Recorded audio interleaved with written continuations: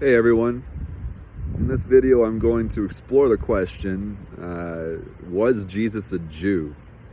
This is something that it's important to be talked about because this is something that's just assumed by most church doctrines, and even to the point of them calling, even asking this question some sort of heresy. But, this identification of Jesus as a Jew is both historically and biblically inaccurate.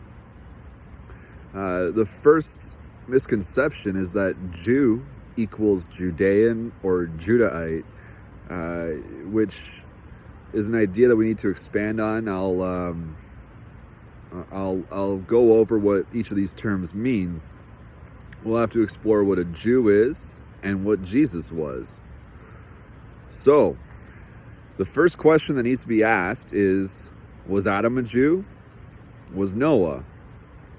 Was Abraham, Isaac, or Jacob? Were any of Jacob's sons like Judah, Joseph, Manasseh, Ephraim, or Benjamin? Was Moses a Jew, or Aaron?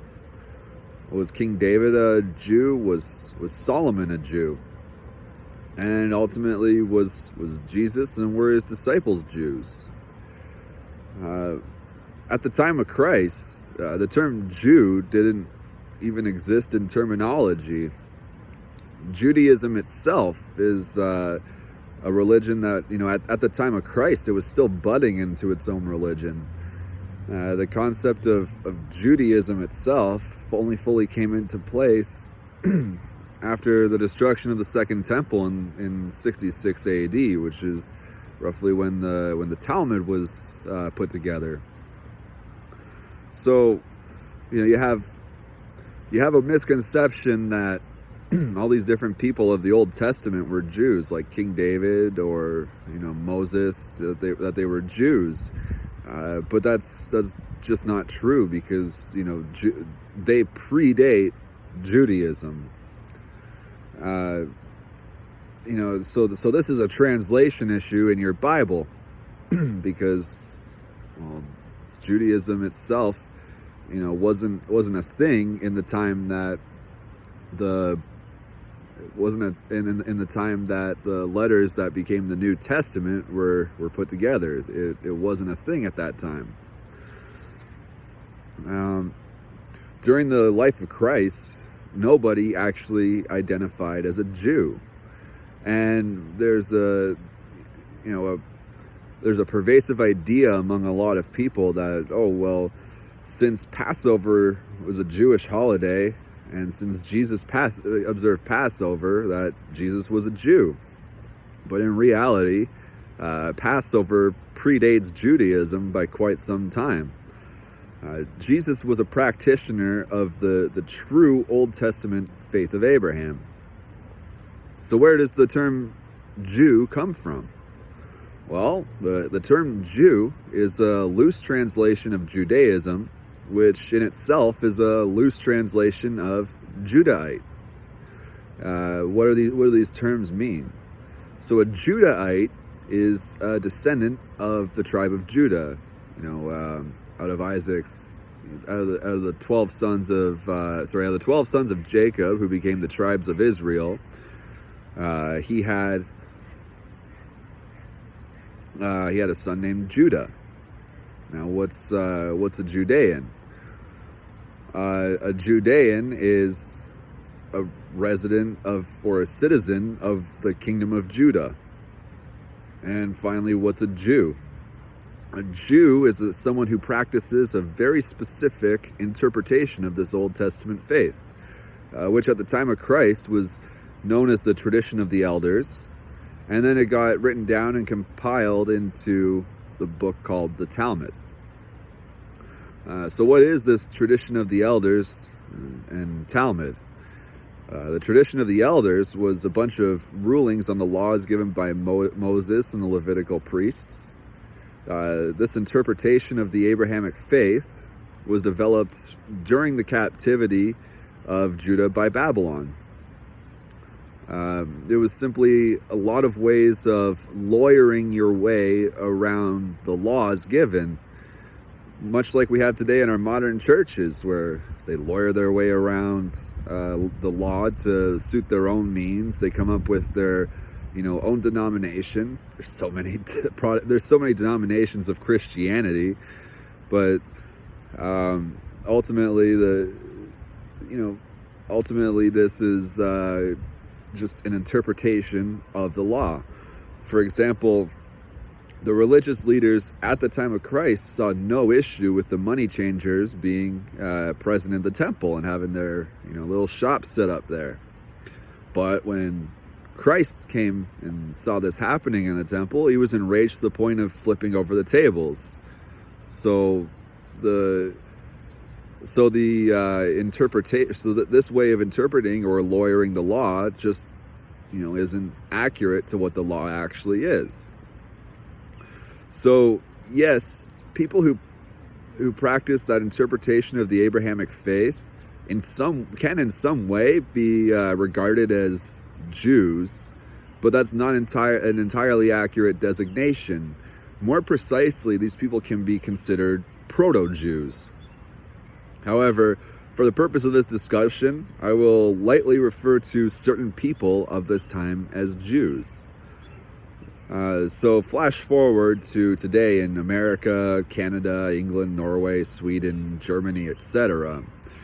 There are many people living in the country. There are different races as well as different ethnicities of people living in these countries. Does that make everyone in the country of the same people group? No, it doesn't. In Britain, for example, you have people of Saxon, Celtic, and the Danish stock whose ancestors forged that land into what it is today. And now you have a bunch of Africans and Arabs who are entirely different people and do not have this ancestral connection to the land. Well, this was similar during the time of Christ in the kingdom of Judah. There were Judahites of the tribe of Judah. There were Benjamites of the tribe of Benjamin. There were Levites of the tribe of Levi, who all descend from Jacob, Israel.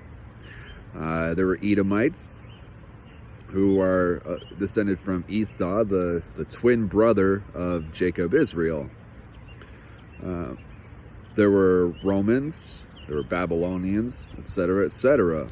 And these people were all Judeans. They were residents and citizens of the kingdom of Judah, but they were not Judahites. So here's where I'll get into loosely using the term Jew, where I mean proto-Jew, but for simplicity purposes, I'm just going to say Jew. King Herod, the guy who had all the babies killed to try and have Christ killed. He was descended from Esau. He was an Edomite. I believe his specific branch was the Idumeans. He was not only a citizen of the kingdom of Judah, he was the ruler of the kingdom of Judah. And he followed the religious customs of the tradition of the elders. So by today's standards, he's a Jew, but he was not of Israelite stock. The same can be said for Judas. He was an Edomite from Kerioth. Fun fact, his name wasn't actually Judas Iscariot. Iscariot is a habitational designation, so it actually means Kerioth, which means man of Kerioth. And Kerioth was an Edomite territory within the kingdom of Judah. He followed those same religious customs, so he could be considered a Jew up to the point where he started following Christ. But following that point forward, he's more so just a Judean, because a Jew doesn't accept Christ as the Messiah. Was Jesus himself a Jew? Well, he spoke starkly against the tradition of the elders, so no, he wasn't a Jew. He was a Judean, he was a Judahite, but no, he was not a Jew. Were his disciples Jews? No. Aside from Judas, the rest of his disciples, first, they weren't even of the tribe of Judah. They were descendants of Benjamin. They were Benjamites, and they came from Galilee, which in itself had entirely different customs from the Jews. So how about the Pharisees Jesus spoke with in John chapter 8? Yes, as practitioners of the tradition of the elders, they would be proto-Jews or Jews. But were they from the tribe of Judah or any Israelite tribe from that matter? Well, we can see this answer in John chapter 8 when they were speaking to Jesus. They said to him, "We are Abraham's seed, and we've never been in bondage to any man." If they were of the 12 tribes, they would have been in bondage to Egypt. They would have been in bondage in Babylon, or if some of them came from the north, they would have been in bondage to Assyria, but they weren't. So since they were Abraham's seed, but they were never in bondage to anybody, that narrows it down to them also being Edomites. So no, Jews do not equal Israelites. It didn't then, and it doesn't now. And it doesn't mean Judahite either. It can mean Judean, but it doesn't always, especially from like a modern standpoint. There are many Jews today who don't even live there. Being a Jew is it's a racial religious designation, which adds a lot of confusion to people who haven't really studied this matter.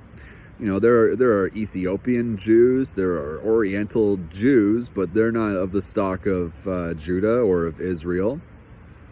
But they're practitioners of the Jewish faith. They follow the Talmud, they study the Talmud. So by religious standards, they are Jews.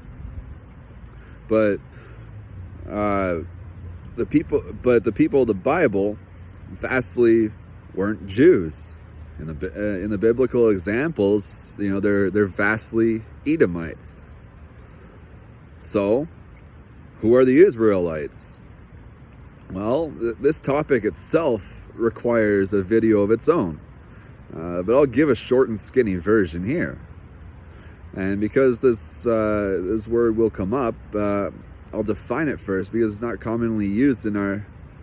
So in this example here, I'm going to define the word ruddy because ruddy comes up in these examples.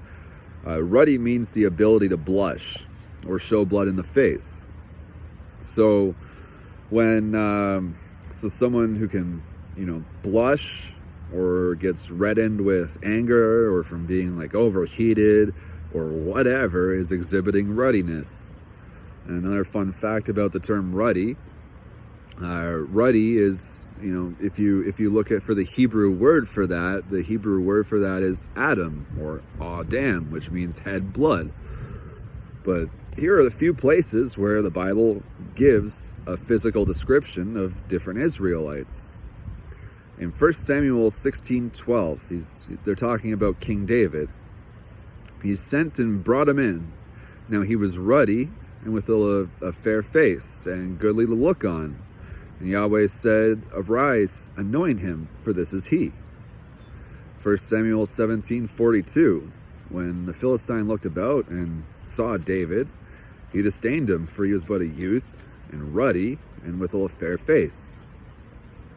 In Song of Songs, in 5:10, my beloved is white and ruddy, the chiefest among 10,000. Lamentations 4:7, this is talking about the nobles of Jerusalem. Her nobles were purer than snow, they were whiter than milk, they were more ruddy in body than rubies, and their polishing was as of sapphire. So based on the description the Bible gives us of the Israelites, they were a fair, white, and ruddy people, which can only be one people today, the contemporary white European people, broadly speaking. Even the promise of a land made of milk and honey that was made in Exodus, or is referred to in Exodus, Numbers, Deuteronomy, Jeremiah, Song of Solomon, Ezekiel, Leviticus, Joshua, and Isaiah. This promise of a land of milk and honey can only apply to the white race. because something like 85% of non-whites are lactose intolerant, where only 2% of whites are lactose intolerant. So that's kind of a useless promise to a land of milk and honey to people who can't drink milk. Curious enough, you have the Galatians, who were like the Gaul people who populated like France and that kind of area.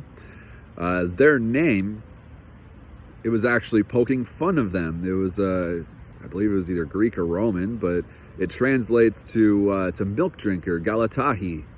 So those people were heavy milk drinkers, and they were made fun of for it, and their name became that became Galatian or Gaul because of it. So if you want to look more into how the Israelites became the European nations, I highly recommend the YouTube channel Truth Viz. He has a fantastic series on this, and it's called 100 Proofs. I'll post the link in the description. I've done quite a bit of study on this topic, and I honestly think he has the best introduction to this topic. It's very comprehensive. He lays it out in a very simplistic and easy to understand way. But he also has a website, www.truthvids.net. Go and give his website some traffic. He's put a lot of work into this, and it's just amazing. So I just wanted, for the purposes of this video, I just wanted to address the claim that Jesus was a Jew, because again, it's something it's assumed in the church that Jesus was a Jew, but it is historically inaccurate, and it's also biblically inaccurate too. There's one thing of reading the Bible, and you have the surface words that are put in front of you, but you got to understand a little bit about the history behind these things too, because there are many different translations of the Bible. And with many different translations, it all comes down to, which one is right? Technically there's a lot of problems in a lot of Bibles, and that's why there's a difference between reading the Bible and studying it, and studying the history behind it, and truly understanding it. So I wanted to put this video out there to discuss this topic and challenge this assertion, because quite frankly, this assumption, this doctrine, is harmful, because if you're misidentifying who the Jews are, you're misidentifying who Jesus was, then you're preaching a bad doctrine. So go ahead, go do your own research on this stuff. And again, check out Truth Viz, because his stuff is truly phenomenal. Thanks for watching.